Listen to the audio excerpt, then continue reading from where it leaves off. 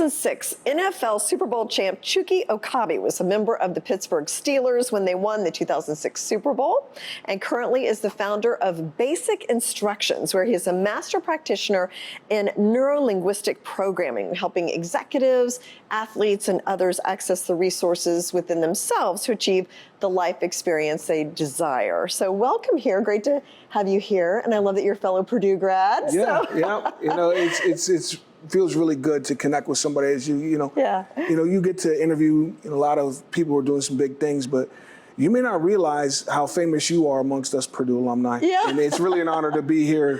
But I still can't convince my son to go there. But anyway, that's another story. We'll talk about that. Explain neuro-linguistic programming, NLP. NLP, just to make it real simple, the biggest name as it pertains to NLP that most people will recognize is Tony Robbins.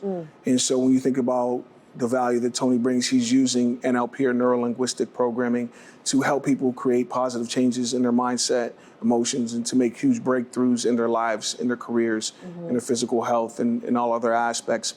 To break down what neuro-linguistic programming is, you break it down into the three parts. Neuro refers to neurology, or your mind, your brain. Yeah. Linguistic refers to language and communication. And programming refers to how that language functions in your neurology. So it's really connecting the dots between, the words we use in our minds and in our communication and how it affects us in our neurology. That same neurology that runs our entire body, which then in turn runs our entire life. Interesting. So is this kind of how we talk to ourselves? Yeah. Okay. Yeah. So how does that work, and how long does it take? It feels like those are hard habits to break, right? Well, they're deeply ingrained. Yeah, I could definitely appreciate that. I always like to break things down into basic instructions, make it very simple, almost metaphoric.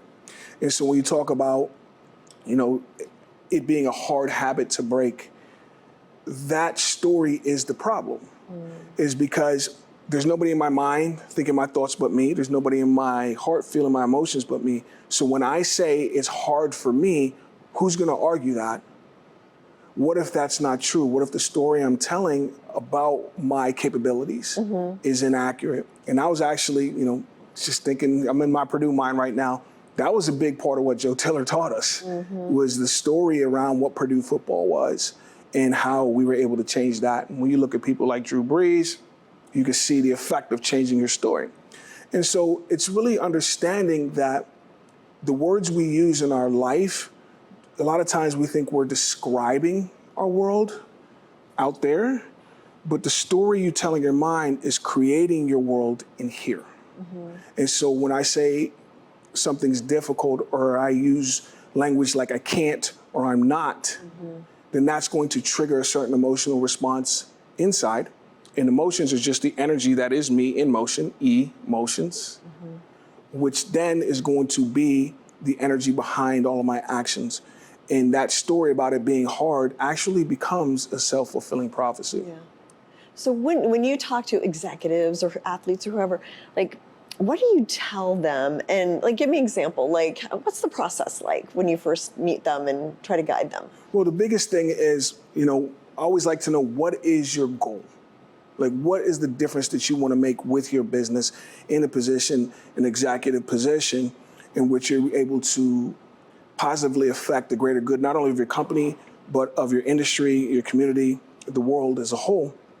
And a lot of times people will have these big dreams, big visions about what they want their company name or their family name to mean. And I'm like, that sounds awesome. What's stopping you from doing that right now? And then they're going to tell me another story about all the reasons why, again, language, why they can't, why they're not, what I just don't want. And it's like, well, wait a second. If we could release whatever emotions that story is evoking inside and just stop feeling like you can't or you're not. I don't want. You look at language like I don't want is a description of the emotion that we call fear. It's something to avoid. It's like, well, what if we just got rid of that so that we get back to neutral from an energetic and emotional standpoint and work on a different story about what would be possible if I could, if I am, if I wasn't avoiding something but moving towards something. And I almost feel like you need to like have it written down to remind yourself. Right. So when you start to get into that habit, you're like, nope, I got to go back to this until you're kind of reprogrammed in a way. Yeah, it's exactly, you're 100% right. The thing is, I remember like when I was in 3rd grade and went to a new school and walked into the classroom and I looked above the chalkboard and there was all these cursive letters. And I was like, I just learned to write, just regular, and now you want me to learn a new way.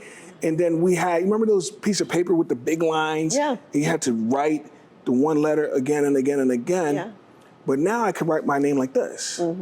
So the process of learning a new story hasn't changed. The thing is, after a while, you got to write it down to remind yourself, but there will come a point, if you're focused on changing this story, there will come a point where you don't have to write it down anymore. There's going to come a point when I don't need those guides above the board. Yeah. Makes sense. And sometimes, especially as adults, and when you're in a position of authority, you had a lot of success, one of the biggest misconceptions that we tend to accidentally believe is that I know what to do or I'm supposed to know.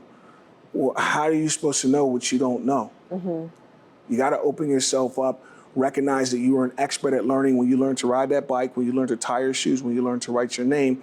And so that strategy that helped you learn those things, just apply now. Just the same thing. When you were so young and open and ready.